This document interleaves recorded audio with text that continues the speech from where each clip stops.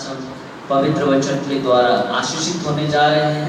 परमेश्वर के वचन से हम आशीष को प्राप्त करने जा रहे हैं। सो हम अपने हृदय और मन को तैयार करें और ये समय आदरणीय पास्टर जी के हाथ में मैं सौंपता हूँ और आदरणीय पास्टर नरेश जी से मैं निवेदन करूँगा समूह आकर आज के वचन की सेवकाई में हमें अगुवाई प्रदान करें। So will let them sit. Praise the Lord. Hallelujah. Hallelujah. चाहे उसका बहुत सारे कमजोरियां क्यों ना हो, है ना, बहुत सारे कमजोरियां क्यों ना हो, वो निरंतर कंसिस्टेंटली परमेश्वर के साथ सही होकर चलने का उसका कोशिश रहता है। अंदर से उसका कोशिश रहता है कि मैं परमेश्वर के साथ ईमानदार रहूं, परमेश्वर के साथ मैं चलता रहूं, परमेश्वर के सिद्धांत को मैं मानता रहूं, है ना। परमेश्वर का जो सिद्धांत है, परमेश्वर ने बताया हुआ जो मार्ग है उस पर मैं चलता रहूं। परमेश्वर का मार्ग कैसा है करण भाई? परमेश्वर का मार्ग कैसा है?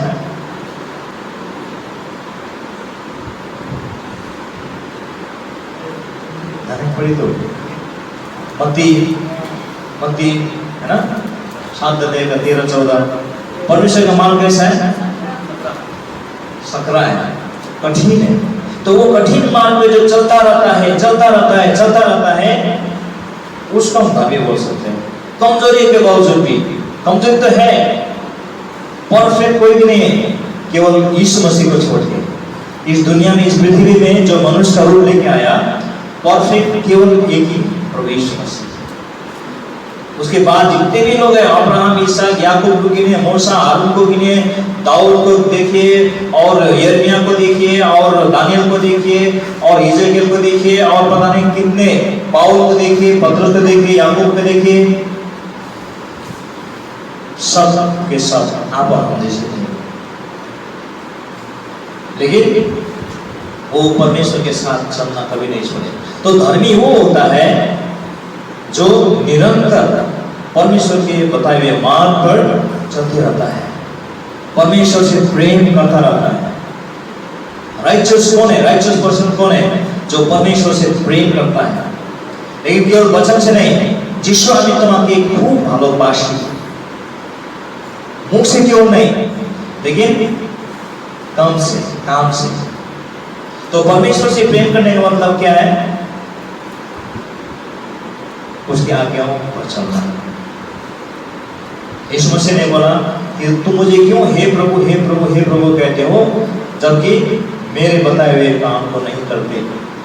तो एक धर्मी व्यक्ति वो है जो परमेश्वर से प्रेम करता है। परमेश्वर से प्रेम करने का मतलब गॉड आई लव यू ऐसा बोलना नहीं है ना। सुबह उठ के गॉड परमेश्वर আমি তোমাকে ভালোবাসি ऐसा बोलना नहीं है, लेकिन परमेश्वर के बताए हुए आज्ञाओं को पालन करना है, उसकी इच्छा पर ढूंढना है, उसकी इच्छा पर चलना है और उसके सारे मार्गों पर चलना है। तो इसीलिए अब अपने आप से बोलेंगे, क्या मैं धर्मी हूं या पापी हूं? अभी हम लोग धर्मी है या पापी है? धर्मी है। क्यों? आपने किया हुआ तपस्या और आपने किया हुआ बहुत परिश्रम के कारण से नहीं, प्रभु यीशु मसीह के बलिदान से, प्रभु यीशु मसीह के पुनरुत्थान से, प्रभु यीशु मसीह जी उठा है, इस पर विश्वास करने के कारण परमेश्वर ने हमारे सारे पापों को क्या कर दिया? माफ कर दिया। प्रभु ने कहा ना, एक औरत को जो पाप में पकड़ाए गए थे, सब उसको सजा देने के लिए तैयार था, लेकिन प्रभु ने बोला जाओ दोबारा पाप मत करो। जब प्रभु ने कहा जाओ, तो उस समय उसका पाप क्षमा हो गया, क्योंकि प्रभु ने कहा दोबारा पाप मत करो। परमेश्वर आज आपसे मुझसे यही कहता है, जब हम प्रभु यीशु को ग्रहण करते हैं और परमेश्वर कहता है तुम धर्मी ठहरे, तुम्हारे आसपास का जितना बड़ी खाता में पाप था ना, वो सब मैंने क्या कर दिया? कैंसल कर दिया। प्रभु यीशु मसीह के लहू के कारण से कैंसल। आज से इसका लेखा नहीं लूंगा, जाओ दोबारा पाप मत करना। पहला कुरिन्थी, उससे पहले रोमी 8 अध्याय का 1 पद पढ़ेंगे। रोमी 8 अध्याय में 1 पद, जिनको ये पद मालूम है बोल सकते हैं, हो जवानी। रोमी 8 का 1। अतः आप जो मसीह यीशु में हैं, अतः आप जो मसीह यीशु में हैं, उन पर दंड की आज्ञा नहीं, उन पर दंड की आज्ञा नहीं, क्योंकि वे शरीर के अनुसार नहीं, क्योंकि वे अब शरीर के अनुसार नहीं, वरन आत्मा के अनुसार चलते हैं। क्योंकि आप शरीर के अनुसार नहीं वरन पवित्र आत्मा के अनुसार चलते हैं। देखिए, मसीह में आने से पहले की स्थिति और मसीह में आने की बाद की स्थिति में बहुत जमीन आसमान का फर्क है। मसीह में आने से पहले हम सब रोमी 10 अध्याय 3 अध्याय का 10 और 23 में वर्णन किया है, सब ने पाप किया है और एक भी धर्मी नहीं है। हम उस स्थिति में थे, लेकिन जैसे हमने मसीह यीशु के उस कलवरी की क्रूस पर विश्वास किया कि मसीह मेरे पाप में मारा गया था, गाड़ा गया था, जी उठा और अपने जीवन को, अपने हृदय को, अंतरात्मा को ईमानदारी से प्रभु को दे दिया, सौंप दिया, उसी घड़ी परमेश्वर घोषणा करता है कि तुम क्या हो, धर्मी हो। इसीलिए जो कोई मसीह में है उन पर दंड की आज्ञा नहीं, उनकी पनिशमेंट नहीं है, उनको क्या है, सजा नहीं है, क्योंकि अब वे शरीर के अनुसार नहीं परंतु परमेश्वर के आत्मा के अनुसार चलते हैं। पहला कुरिन्थी 6 अध्याय का 9, 10, 11 पद को पढ़ेंगे जल्दी से। पहले कुरिन्थी 6 अध्याय 9, 10, 11। क्या तुम नहीं जानते?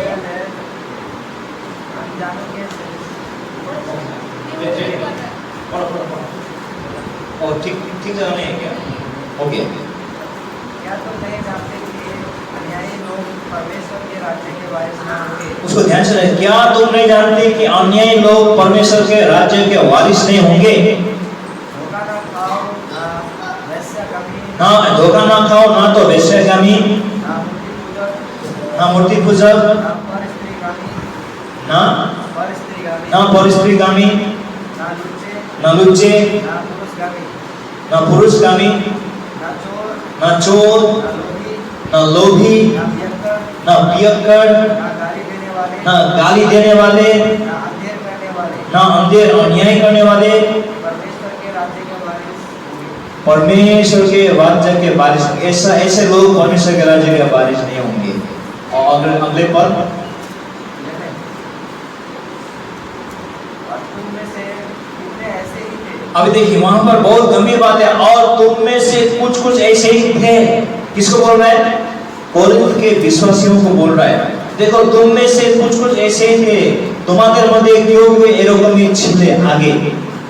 हाँ, परंतु तुम प्रभु यीशु मसीह के नाम से और हमारे परमेश्वर के आत्मा से धोए गए, परंतु अभी तुम प्रभु यीशु मसीह के नाम से परमेश्वर के पवित्र आत्मा से धोए गए और पवित्र हुए और पवित्र किए गए हैं और धर्मी ठहरे। और क्या ठहरे? धर्मी ठहरे। क्या ठहरे? धर्मी ठहरे। धर्मी ठहरे।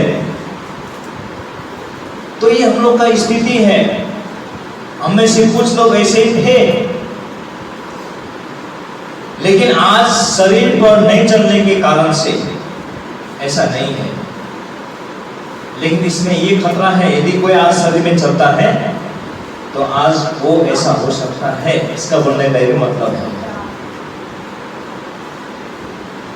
ठीक है।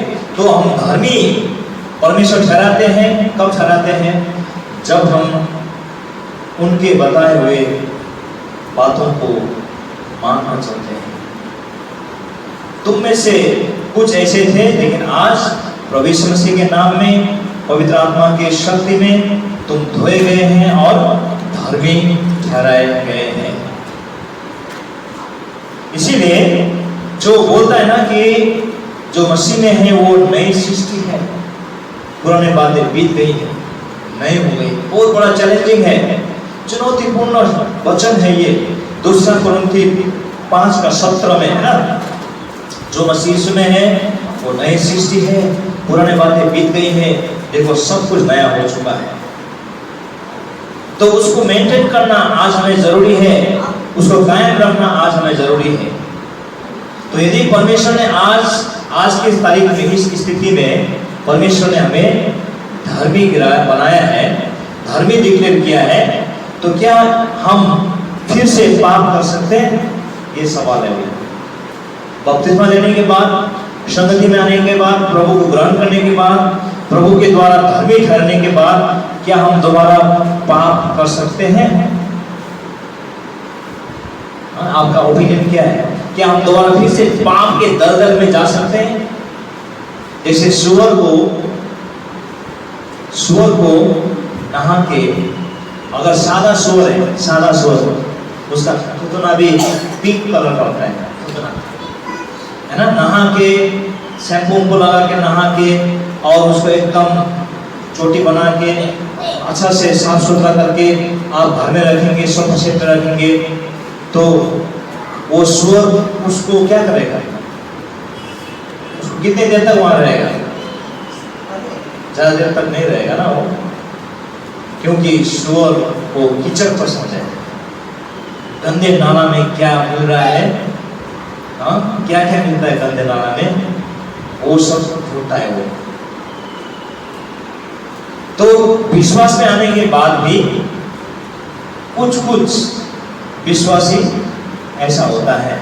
पतरस ने बोला, मैं नहीं बोला, यूहन्ना ने भी बोला, पतरस ने तो और भी एक कदम आगे जाके बोला, कुत्ता का उदाहरण दिया है। कुत्ता खाने के बाद में, ज्यादा खाने के बाद में क्या करता है? उल्टी करता है, वोमी। उसके बाद थोड़ी देर बाद में वही वोमी को खाता है। देखा आप लोग? तो पतरस ने तो ऐसा बोल डाला, है ना, विश्वास करने के बाद में फिर संसार में चला जाने का मतलब है थूक के चाटना।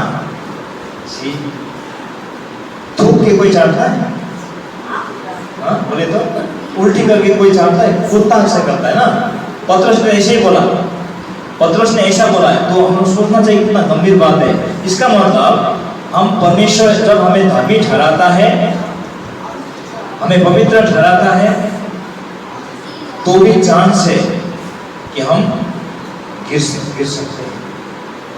इसीलिए लिखा है ना, अभी आप लोग पढ़े ना कि नीति वचन 24:16 में, धर्मी चाहे 7 बार गिरे, लेकिन धर्मी के साथ क्या होता है? वो फिर से उठ खड़ा होता है, फिर से उठ खड़ा होता है। पहला यूहन्ना 2:1 पर हम पढ़ेंगे, यदि आपको विश्वास नहीं आ रहा है। करण का चेहरा देख के मुझे लगा कि कैसे हो सकेला, हम कैसे कहते, एक बार पढ़ लो वाले पहला यूहन्ना 2:1 में एक बार पढ़ लो। हे मेरे बालकों, मैं ये बात तुम्हें इसलिए लिखता हूँ, हे मेरे बालकों, मैं ये बात तुम्हें इसलिए लिखता हूँ तुम पाप ना करो, कि तुम पाप ना करो। और यदि कोई पाप करे, अभी देखिए, परंतु किंतु यदि कोई पाप करे, तो पिता के पास तुम्हारा एक सहायक है, पिता के पास तुम्हारा एक सहायक है, अर्थात धर्मी यीशु मसीह। अर्थात धर्मी यीशु मसीह। देखिए, यीशु मसीह को वास्ता दिया है। परमेश्वर चाहता है कि आप दोबारा पाप मत करो। परमेश्वर ने उस स्त्री को क्या बोला? जाओ दोबारा पाप मत करो। परमेश्वर हमें से हर एक से यही बोलता है। जिस दिन हम प्रभु के सम्मुख धर्मी ठहरते ना, तो प्रभु हमसे चाहता है कि जाओ और दोबारा पाप मत करो। लेकिन बाय चांस यदि पाप हो जाए तो तुम्हारा एक धर्मी सहायक है, अर्थात प्रभु यीशु मसीह। ओहो, तब तो ठीक है। तब तो मुझे अभी वो सुन के आराम लगा। क्या सुन के? दूसरा यूहन्ना 2:1 सुन के बहुत आराम लगा मुझे। क्यों आराम लगा? पाप होने पर प्रभु यीशु तो है मदद करने के लिए। हाँ, जीसु तो आछे, वो तो आमाके साहाয্য করবে। हाँ, तो अगर ऐसा सोच आ रहा है तो रोमी 6:1 पढ़ना चाहिए हम लोग को। जोर तक पढ़ेंगे, रोमी 6:1 पढ़ेंगे हम लोग। अगर ऐसा विचार आ रहा है हमें से किसी को, यदि ऐसा विचार आ रहा है, वो प्रभु तो है ही है, वो तो हमको बोला है पाप नहीं करना, अगर बाइक से हो भी जाए तो क्या होगा? मैं हूं तुम बचाने के लिए। तो रोमी 6:1 जॉन भाई पढ़ेंगे। तो हम क्या कहें? क्या हम पाप करते रहे कि तो हाँ, तो हम क्या करें? क्या हम पाप करते रहे कि अनुग्रह बहुत हो? कि अनुग्रह बहुत है। हाँ, अनुग्रह बहुत है। যিশু খ্রিস্ট তো আছে, আমার জন্য বসে আছে। পিতার দাहिने हाथे বসে আছে, ও তো আমাকে ক্ষমা করবে যদি क्या हम ऐसे पाप करते रहे? क्वेश्चन कर रहा है। अब उत्तर भी वहीं पर है। उत्तर क्या है? कदापि नहीं। No no no no never, कदापि नहीं, ऐसा कभी नहीं होना चाहिए, कभी नहीं बोल रहा है। आगे, हम जो पाप के लिए मर गए, हम जो पाप के लिए मर गए, तो फिर आगे को उसमें कैसे जीवन बिताए? फिर आगे को उसमें कैसे जीवन बिताएं? ठीक है ना? जो हम पाप के लिए मर गए और उसमें आगे को पाप में कैसे जीवन बिताएं, तो ये अंतर हमारे मन में होना चाहिए। जब हम परमेश्वर में धर्मी ठहराता है तो ये अंतर हमारे मन में होना चाहिए कि हाँ, प्रभु ने कहा कि मुझे पाप कभी नहीं करना, और अथक प्रयास के बाद भी कोई होता पाप कर जाता है। कोई भी उसको नेगेटिव लेता है। वो वचन लिखा है कि अगर मैं पाप करूं तो मदद करने वाला ये है, प्रभु तो ही। प्रभु हमार कमजोरी को जाने, वो तो पाप क्षमा कर ही देगा। लेकिन पौल बोलते हैं रोमी 6:1-2 में, नहीं, ऐसा कभी नहीं। जो जिस पाप के लिए हम मर चुके हैं उसमें दोबारा क्यों जिएंगे? तो हमारा 100% लगाना है कि मैं पाप कभी ना करूं। लेकिन हम सबका एक ही स्टोरी, एक ही कहानी है, फिर भी हम गिरते हैं। कितने बार गिरते हैं? क्या आपको कभी ऐसा हुआ? हाँ, हम जवानों का हुआ, कभी हम बड़ों का हुआ कि मैं ना चाहते हुए भी मैंने कितने बार, पता नहीं अनगिनती बार मैं प्रभु से गिरा, मैंने दोबारा पाप किया। बाइबल में कुछ उदाहरण हैं, हम बहुत सारे हैं, लेकिन एक उदाहरण देखेंगे। आप अब्राहम को जानते हैं? अब्राहम है ना, वो कौन थे अब्राहम? उसको क्या खिताब दिया था? विश्वास का पिता, फादर ऑफ फेथ। और हमारे गांधी जी को क्या खिताब मिला है? Father of nation. और अब्राहम को भी ये खिताब मिला है, फादर ऑफ मेनी नेशंस, है ना? अब्राहम को मिला फादर ऑफ मेनी नेशंस। और गांधी जी को खिताब दिया इंडियन वालों ने, और अब्राहम जी को खिताब दिया परमेश्वर ने। तो अब्राहम के बारे में क्या लिखा है? पढ़िए तो रोमी 4:3। रोमी 4:3। पवित्र शास्त्र क्या है? यह कि अब्राहम ने परमेश्वर पर विश्वास किया और यह उसके लिए धार्मिकता गिना गया। हाँ, अब्राहम ने परमेश्वर में विश्वास किया और यही उसके लिए धार्मिक गिना गया। परमेश्वर ने कहा तो धर्मी है। और अब्राहम का कहानी हम सब जानते हैं, जो मूर्ति पूजक देश में था, अपने पिता नाहोर, तेरा और उनके पूरे परिवार के साथ में फरात नदी के किनारे वो रहते थे और अन्य देवी देवताओं का पूजा करते थे। लेकिन बचपन से अब्राहम ने कभी वो पूजा पाठ नहीं किया। वो जीवित परमेश्वर को ढूंढ रहा था और कितने उम्र में उसे परमेश्वर का आवाज सुनाई दिया? कितने वर्ष में, कितने उम्र में उसको परमेश्वर का आवाज सुनाई दिया? फाइनली 75 इयर्स, है ना? जब वो 75 वर्ष का हुआ तब एक दिन आकाश से आवाज आया, ऊपर से आसमान से आवाज आया कि अब्राहम तो अपने घर, अपने परिवार, अपने कुटुंब को छोड़कर उस देश में चला जा जो मैं तुमको दिखाऊंगा। उसने उस समय पूछा नहीं, उसे देखा भी नहीं, उससे मैं विश्वास किया यही आवाज को मैं सुनना चाहता था, जीवित परमेश्वर का आवाज सुनना चाहता था। उसने जिस दिन सुना उसी घड़ी विश्वास किया और उसी घड़ी निकल गया, ऐसा विश्वास था उसको। और परमेश्वर ने देखा, आसमान में देखो तारा है, कितना तारा है, गिन सकते नहीं, तेरा संतान नहीं होगा। समुद्र के किनारे में देखो कितने बालू है, गिन सकते नहीं, तुम्हारे संतान नहीं होगा। लेकिन उस समय उनका एक तो बेटा भी नहीं था, उम्र हो गया 75 इयर्स। वचन लिखा है अब्राहम ने परमेश्वर को विश्वास किया। इसीलिए रोमी 4:3 क्या बताते हैं कि अब्राहम ने विश्वास किया और वही विश्वास को उसके लिए धार्मिकता गिना गया। जब वो घर से निकला, अपने पत्नी साराई को लेके और उसका भतीजा लूत और उसकी पत्नी भी जबरदस्ती आ गए चाचा जी के साथ में, और वो निकल गए। उसके बाद में जो 25 वर्ष का समय है, परमेश्वर ने बोला था मैं तुम्हें बहुत लोगों का, बहुत बच्चों का पिता बनाऊंगा। वो प्रतिज्ञा पाने के लिए 25 वर्ष और लगा। तो अब्राहम का उम्र कितना हुआ ज्योति? अंको हमें सुचित ने अंक दे भालो करे छे। अच्छा 75 प्लस 25 कितने वर्ष होंगे? 1000 ताकि कितना?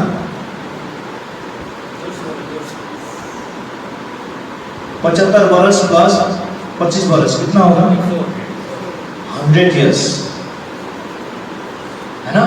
जब 100 इयर्स हुआ तो उसको संतान मिला। लेकिन 25 वर्ष का जो समय है ना कैसे बीता, उसमें से थोड़ा सा देखेंगे, झांक के देखेंगे। 25 वर्ष का जो इंतजार का समय कैसे बीता।